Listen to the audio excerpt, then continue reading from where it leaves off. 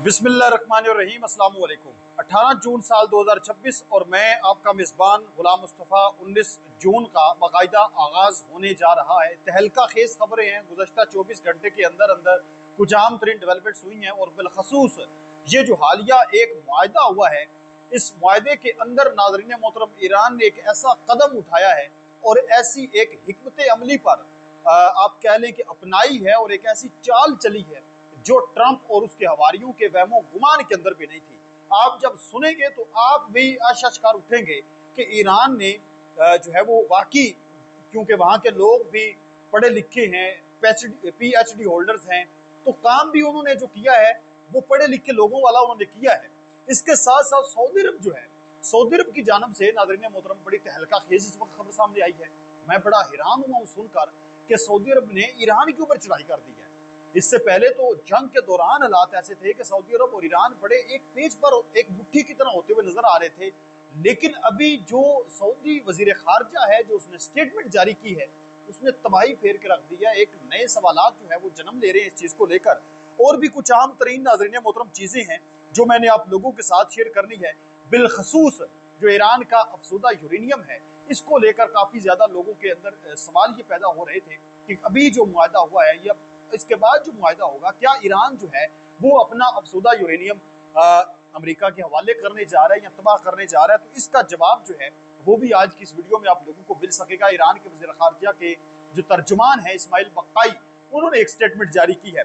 सबसे पहले मैं तहलका खेज एक खबर आप लोगों के साथ जो है वो ब्रेक करने जा रहा हूँ।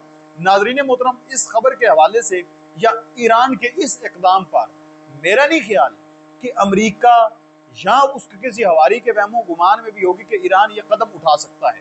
देखें, जो मुआहदे रिटर्न होते हैं उनकी जो एक एक लफ्ज होता है ना, एक एक जो लफ्ज होता है, लाइन नहीं, एक एक लफ्ज बड़ा मैटर करता है और पूरी की पूरी जो सूरत हाल है, पूरे का पूरा मंजरनामा, पूरे का पूरा सिनेरियो ही, पूरी बात ही वो तब्दील कर देता है। इस वजह से ये जो अभी एक मुआहदा हुआ है, ये सिर्फ इंग्लिश के अंदर नहीं हुआ। यानी इससे पहले तो जितने भी मुआहदे होते हैं अक्सर इंटरनेशनल एक लैंग्वेज इंग्लिश चूंकि बन चुकी है तो इंग्लिश के अंदर ही लिखा जाता है और उसको यूज किया जाता है। लेकिन ईरान ने कहा है कि इंग्लिश के अंदर हमने सिर्फ मुआहदा नहीं करना, हमने जो मुआहदा करना है उसका मतन इंग्लिश के अंदर भी तैयार होगा, उसका मतन फारसी के अंदर भी तैयार होगा और जो फारसी के अंदर मतन तैयार होगा उस पर डोनाल्ड ट्रंप जो है वो दस्तखत करेंगे और जो इंग्लिश के अंदर मतलब तैयार होगा उस पर ईरान ने दस्तखत किए हैं। अब ये कदम क्यों उठाया गया है? ये कदम इस वजह से उठाया गया है क्योंकि जब नाजरीन मोहतरम जो इंग्लिश का मतन होता है, बाद में जब उसकी ट्रांसलेशन होती है तो उसके जो अल्फाज होते हैं, एक एक लफ्ज के आप जानते हैं कि कई मानी बनते हैं, तो वो फिर कोई भी मानी उससे निकाला जा सकता था। इस वजह से ईरान ने इंतहाई ये हिकमत अमली का एक काम अपनाया है। इससे पहले मैंने नहीं आज तक सुना कि कहीं कोई मुआहदा हुआ हो और उन्होंने कहा कि हमारी अपनी लैंग्वेज भी आप रखें और ये लैंग्वेज भी आप रख लें। तो ईरान के इस कदम पर आप क्या कहते हैं, मुझे कमेंट सेक्शन के अंदर जरूर बताएं। दूसरा सबसे बड़ा सवाल कि जो ईरान का अफसुदा यूरेनियम है उसका क्या होगा, उसका क्या बनेगा। इस हवाले से जो ईरान के वजारत खारजा के तर्जुमान है इस्माइल बक्काई, उन्होंने कहा है कि अफसुदा जोहरी मवाद को मुल्क से बाहर मुंतकिल करना हमारे लिए नाकाबिले कबूल है। अफसुदा मवाद को कमजोर करना कोई नया ऑप्शन नहीं, इसे इसलिए एक ऑप्शन के तौर पर शामिल किया गया है ताकि दूसरे रास्ते बंद ना हो। MOU का मतन फारसी और अंग्रेजी दोनों जुबानों में दस्तखत किया गया है। अगर सिर्फ अंग्रेजी मतन होता तो तर्जमे की वजह से तशरीह इख्तलाफात पैदा हो सकते थे, लेकिन अब दोनों फरीकों ने अंग्रेजी के साथ फारसी मतन पर भी दस्तखत कर दिए हैं। 60 दिन की मुद्दत के दौरान दूसरी तरफ को खित्ते में अपनी फौजी मौजूदगी बढ़ाने या नई पाबंदी लगाने का कोई इकदाम नहीं करना चाहिए। ऐसे इकदाम मुआहदे के खिलाफ वर्जी समझे जाएंगे। जो चीज़ अफसुदा यूरेनियम को लेकर है कि अफसुदा जोहरी मवाद को मुल्क से बाहर मुंतकिल करना हमारे लिए नाकाबिले कबूल है, ये ईरान ने वाज़े तौर पर ऐलान कर दिया है। यानी जो अफसुदा यूरेनियम है वो ईरान के अंदर ही रहना चाहिए और ईरान के अंदर ही रहेगा। ये ईरान के जो वजारत खारजा के तर्जुमान हैं इस्माइल बक्काई, उन्होंने ऐलान कर दिया है। इसके साथ साथ कशीदगी जो है वो मजीद बढ़ती हुई नजर आ रही है। जो नेतन्याहू हैं उन्होंने एक स्टेटमेंट जारी की है, वो कहते हैं कि जद्दोजहद अभी खत्म नहीं हुई, आगे मजीद चैलेंजेस हैं, हम हिकमत और समझदारी के साथ अपना रास्ता जारी रखेंगे। जिस तरह हमने जो हमारे दूसरे इलाके हैं करीब के, जिनका नाम यहाँ पर नहीं लिया जा सकता, वीडियो डिलीट हो जाएगी, आप समझ जाएं, जिन पर इन्होंने जुल्म किया है, जिस तरह से हमने उन इलाकों की बहाली की, इस तरह शुमाली बस्तियों में भी सलामती और खुशहाली बहाल करेंगे।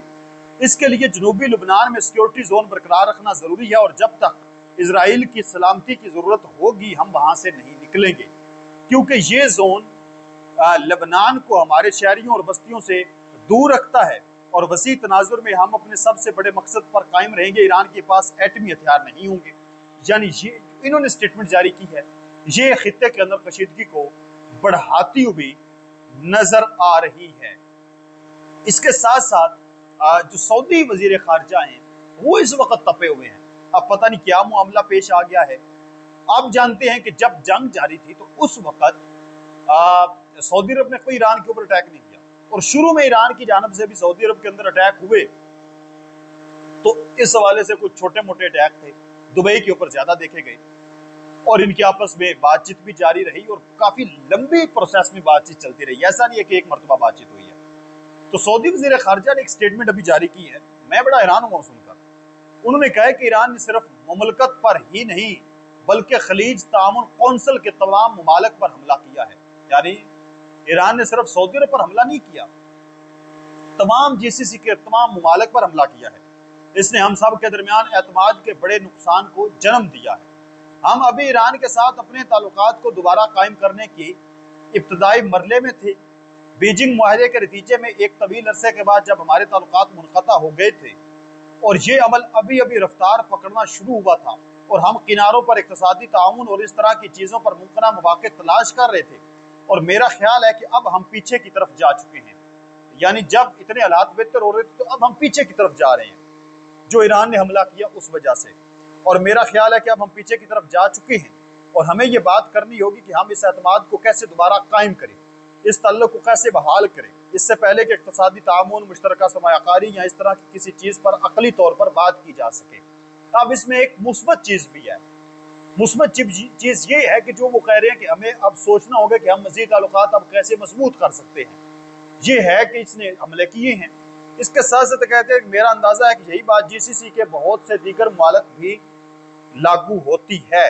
इसके साथ साथ वो कहते हैं कि आले सऊद ने कहा है कि तनाज़े से पहले अबनाए हुर्मुज़ का निज़ाम दुरुस्त चल रहा था, जहाज आज़ादाना सफ़र कर रहे थे, इसलिए किसी नए निज़ाम को मुसल्लत करने की ज़रूरत नहीं, हालात को पहले जैसा होना चाहिए। यानी यहाँ पर भी ईरान की मुखालफत की जा रही है। तो नाज़रीन मोहतरम, आप इस तमाम तर सूरत हाल पर क्या कहते हैं, मुझे ज़रूर बताएं। क्या सऊदी अरब और ईरान के ताल्लुकात जो हैं, जो हम पहले एक्सेप्ट कर रहे थे कि अच्छे और बेहतर हो जाएंगे, आपको क्या लगता है कि वो होंगे? मुझे तो लगता है कि उम्मीद है कि बेहतर हो जाएंगे। अपने मेज़बान गुलाम मुस्तफ़ा को इजाज़त दें, मिलते हैं एक और नई वीडियो में। तब तक अल्लाह निगहबान, पाकिस्तान हमेशा जिंदाबाद।